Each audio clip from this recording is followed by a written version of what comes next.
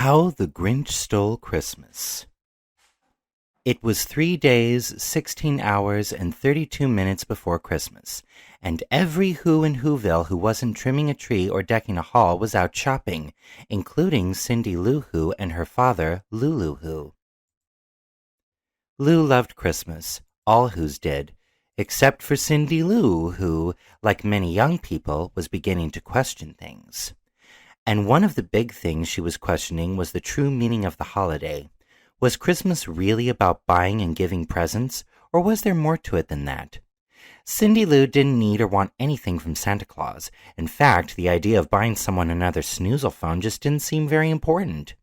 But Cindy Lou's brothers Drew and Stu knew exactly what was important. They had decided to play hooky from school and climb Mount Crumpet with Junie and Christina in search of some mistletoe. "Where are we?" asked Junie as they tramped up the mountain past the old Whoville dump. "I think we should go back." "What are you, afraid of the Grinch?" Stu said with a laugh. Of course they all were. Every Who in Whoville was afraid of the Grinch.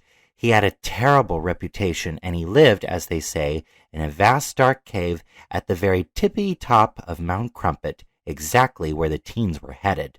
"There's no such thing as the Grinch," said Junie. The furry green figure behind the periscope snickered when he heard this, for he made it his business to know everything that went on Mount Crumpet, and he had a whole slew of gizmos and devices to help him spy and keep Mount Crumpet blessedly free of Whos. "4 Whos, 1 Grinch," he muttered to his faithful dog Max. "I'll take those odds." When they arrived at last at the top of the mountain, wheezing and out of breath, the Who teens found a door set into the rock. Beneath the door lay a mat. An unwelcome mat, that is. "It doesn't look like anyone lives here," said Stu, who was in a hurry to get back to Whoville. But he was wrong. The Grinch lived there. The door creaked open. A hideous monster sprang at them. The teens raced down the mountain, screaming at the top of their lungs. They never could say exactly what they saw, except that whatever it was, it certainly had a lot of teeth. The news was soon all over town. The teens had experienced their first ever Grinch sighting. At least that's what they thought they saw. Nobody in Whoville was pleased to hear this. It was, after all, only 3 days until the Christmas Eve Whobilation. Lulu Who just shrugged it off. "You know how kids are," he told Mayor August May Who. "I'm sure the kids didn't see any Grinch." The mayor just shuddered. But Cindy Lou wasn't frightened. She was curious. "Dad, who's the Grinch?" she asked on the way to school. "We'll talk about that later," said her father. "You've got to get to class." Cindy had asked a very good question, even if she didn't get an answer. Just who was the Grinch? Some Whos thought he was a Who'd gone bad. Others thought, well, who knows. Most Whos didn't like to think about him at all. But every Who in Whoville was certain of this. The Grinch hated Christmas, the whole Christmas season, and Cindy Lou Who was one who was determined to find out the reason why.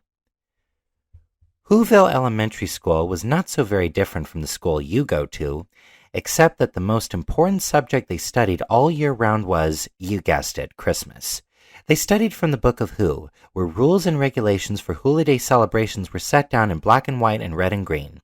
It was time for the students at Whoville Elementary School to announce the themes they'd chosen for their holiday reports. "The origins of Santa Claus," said one Who girl. "Gift wrapping oddly shaped presents," said another Who. "Christmas wreaths. How many are too many?" said a Who boy. "The Grinch and why he doesn't like Christmas," said Cindy Lou.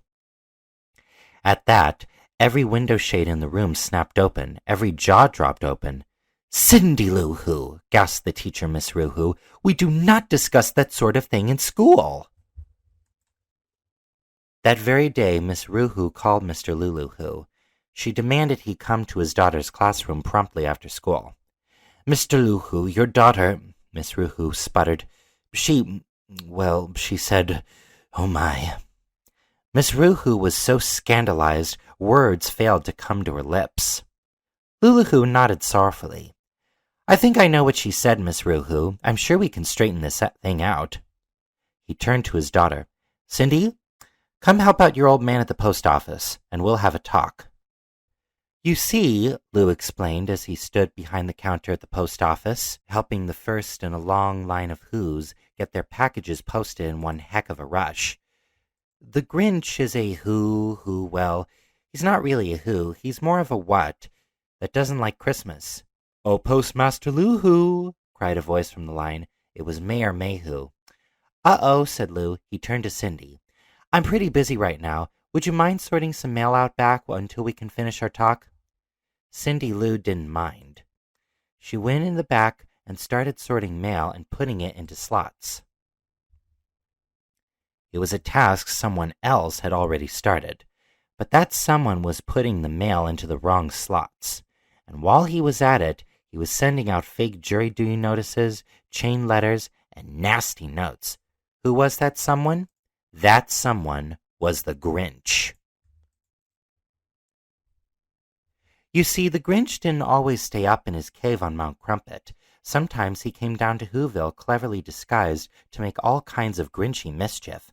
When Cindy Lou caught sight of him, she was so flabbergasted, why, she fell smack into the stamping machine.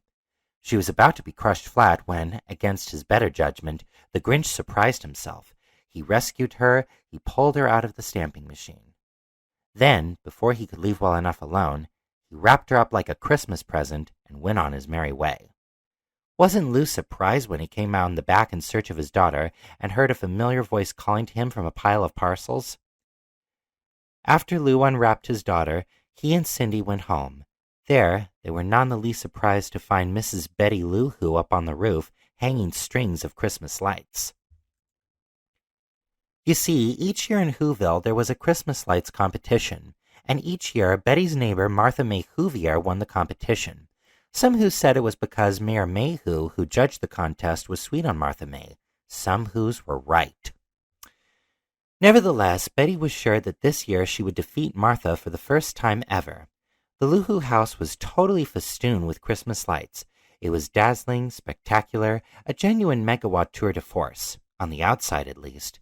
The inside was another story. Cindy Lou peered in the front door. But it's dark inside, she said. Feel your way around, dear, called Mrs. Lou-Hoo from up on the roof. And could you be Mommy's little helper and bring me that light bulb from the refrigerator, too? Shaking her head sadly, Cindy entered the darkened house. The next day, Cindy commenced her report on the Grinch. She started with an interview with the Who Biddy sisters, Clarinella and Rose.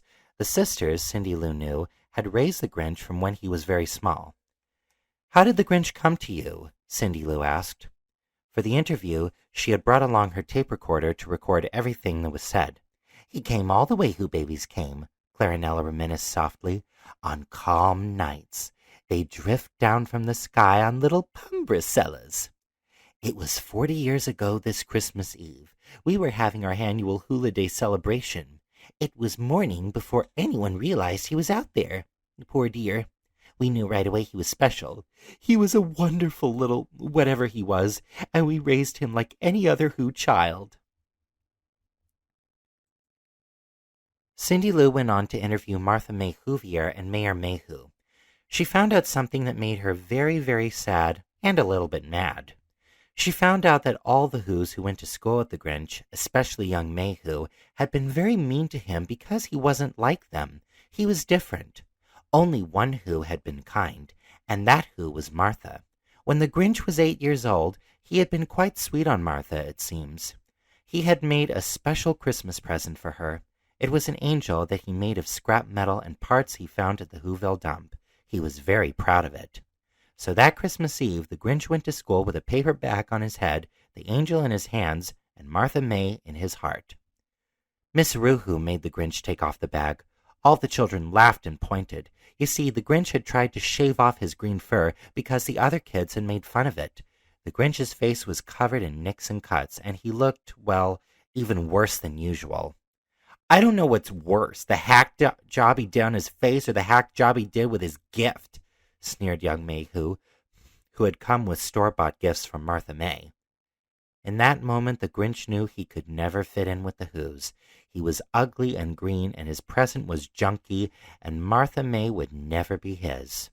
He ran for the door, knocking over the Christmas tree and making a mess of the classroom.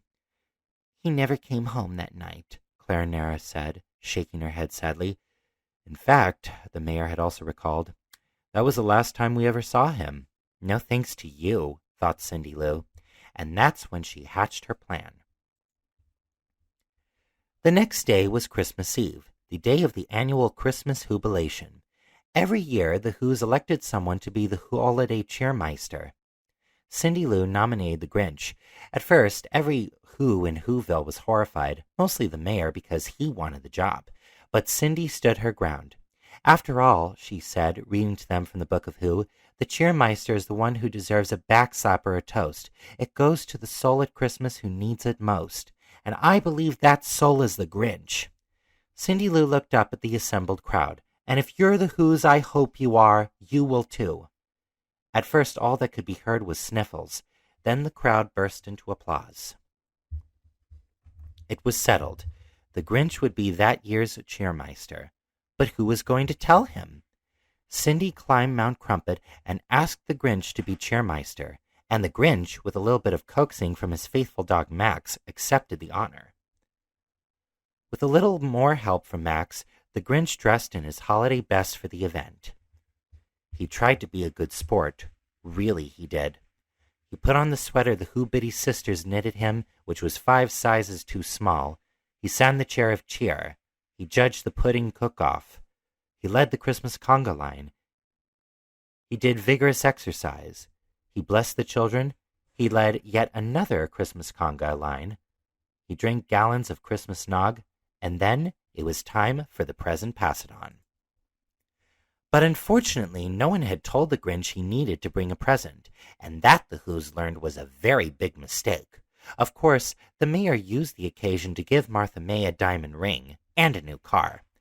The Grinch could not help but remember that day back in Whoville Elementary School, the day of his great humiliation. And in a way, he was really reliving that day all over again today. Well, as you can imagine, it was more than the Grinch could bear. "That's what it's always been about, isn't it?" he raved. "Gifts, gifts, gifts. Well, let me tell you what happens to your gifts. They all end up coming to me, and your garbage to the dump." The hushed Who's watched as the Grinch spun around and headed for Mount Crumpet. But before he did, a fearful, frightful, fiendish idea stole into his furry green head. Slowly he turned around. "Oh, I'm a terrible cheermeister. I forgot to light the tree." And with that, he lit the tree all right. He set the great Christmas tree in Whoville Square on fire. Later, back on Mount Crumpet, "I've got to do something," the Grinch muttered as he paced the floor of his cave. "I must stop this Christmas from coming. But how?" And that's when he came up with an ingenious plan, the crowning achievement of his glorious career as a Christmas kibosher. First, he needed a reindeer. He looked around. No reindeer. Then he caught sight of Max. Max shrank away. "With some antlers, you'll do fine," the Grinch said with a grin. Next, he sewed up a costume. It was red with white trim.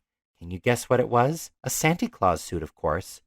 Then he hitched up Max to a sleigh, and he was off. While the Who's down in Whoville were fast asleep in their beds, the fake Santa Claus stole down their chimneys into their houses, and took all their presents, and all their decorations, and stuffed them up their Who chimneys, and piled them into his sleigh. He cleaned out every Who refrigerator, and every Who Christmas tree. He even stole their stockings. It was at the very last house, at Cindy Lou Who's house, while he was stuffing the tree up the chimney, that he almost got caught. Cindy Lou herself came downstairs at that very moment. She stood there rubbing her sleepy little eyes. "Santa, what are you doing with our tree?" she asked. There's a light on this tree that won't light on one side," the Grinch lied. "I'm taking it home to my workshop to fix it." "Santa," Cindy yawned, "don't forget the Grinch. I know he's mean and hairy and smelly, but I think he's actually kinda sweet." Hearing this, the Grinch gulped. When the Who's awoke that Christmas morning, they were in for a shock. Everything, their presents, their trees, their decorations, their holiday food, was gone. In their jammies and slippers, they came down together in the town square. "It was the Grinch!" cried Mayor Mayhew. "Cindy Lou Who, I hope you're proud of what you've done." Cindy Lou shrank from the mayor's gaze, and a tear fell down her cheek. But Lulu Who stepped up and put his arm around his daughter. "Well, if she isn't proud, then I am," he said. "I'm glad the Grinch took our presents, because presents are not what Christmas is all about. Gifts and contests and colored lights. I guess that's what Cindy's trying to tell everyone. Christmas is about being together with our families and loved ones. And that's all." From atop Mount Crumpet, the Grinch peered down at the Whos. He expected to hear a wail of woe, but instead, what did he hear? He heard the sound of Whos singing a sweet Christmas carol. The Grinch hadn't stopped Christmas from coming. It had come anyway. And that very minute, Cindy Lou Who was coming up Mount Crumpet to ask the Grinch to join the Who's celebration. In spite of himself, the Grinch felt something warm swell in his chest. What was it, can you guess? No one is quite sure, but the Whos think it might have been his heart. His cold, hard little Grinchy heart just might have started to grow. The Grinch, Max, and Cindy Lou flew down the hillside in the Grinch's sleigh. The Whos' Christmas presents and decorations and stockings and food jouncing in the great big bag behind them. They came to a screeching halt in the middle of Whoville Square. "Well, what have we here?" asked Officer Houlihan. "You got me, officer. I did it," the Grinch confessed. "I am the Grinch who stole Christmas, and I am sorry." But the Whos were in no mood to punish the Grinch, excepting the mayor, to whom no Who listened anyhow. And that Christmas Day ended up being the happiest that the Whos and the Grinch had ever known. Merry Grinchmas to all.